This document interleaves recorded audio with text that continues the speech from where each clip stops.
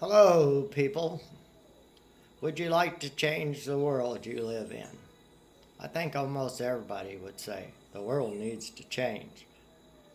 Well, here are your two main obstacles and your two challenges.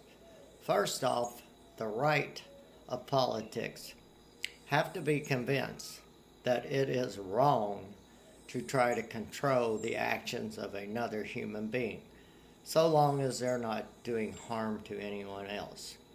And this is pretty simple. But to claim to have the right to control the actions of another man or woman is to claim ownership of that person. And that is slavery. And we all agree that slavery is wrong. So the right has to be convinced that they have no right to control another human being as long as they are not doing direct harm to anyone else.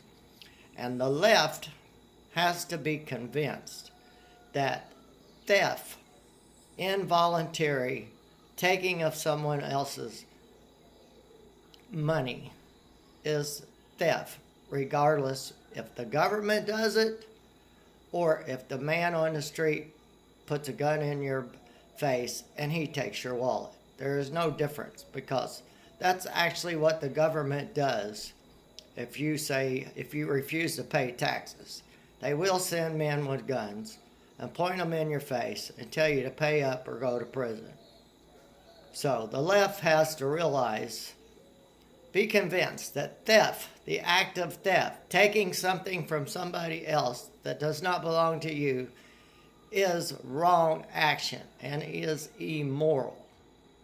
And if we can convince the right that you have no right to control another human being, and if you can convince the left that to take something by force from someone else is wrong, then we can end division and work together. Because all the things the left wants for people, free health care, housing, whatever, without government, people themselves can organize, set up trust funds, take voluntary donations from people to build up these trust funds. And through voluntary action, you can provide needs for people. Because people, without giving half their income over to government, would be able to donate money to the causes that they want to support. Government gives you no choice in what you support. They take your money, they spend it as they see fit for themselves. And usually we know that is wars, bombs, death and destruction, and mass incarceration for victimless crimes. And we know that is immoral. Everyone knows that in their heart. They try to justify it because it's a government action.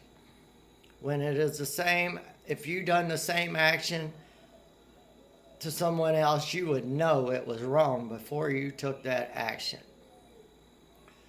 So that's your challenge, people, if you want to change the world. Convince the right that you cannot control someone else as long as they are doing no harm, and convince the left that theft is wrong and that the people themselves can organize, accomplish everything that you expect, that you wish the government would do. You can do it better and cheaper than any government organization. Plus, once you have these trust funds established, you can negotiate with caregivers and hospitals to provide health care at a reduced cost by sending your people that use the trust fund to their organizations. Plus, in the process, you can eliminate the insurance companies, the middleman that schemes off the top, and he's just basically robbing people. He's a middleman that is unnecessary. You got the government, you got the insurance company as a middleman to steal your money.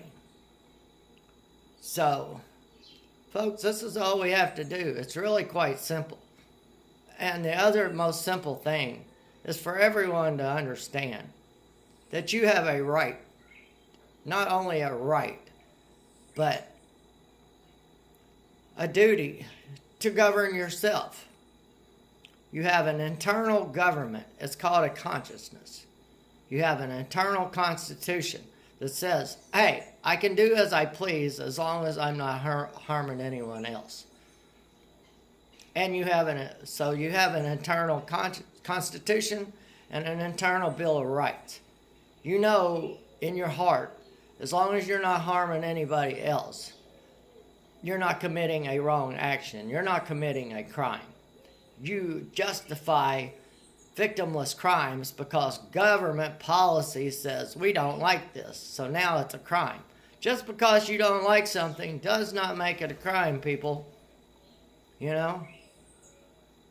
The same pair of shoes, they say if the shoe fits, wear it, but you know what? The same pair of shoes doesn't fit every human being on the planet.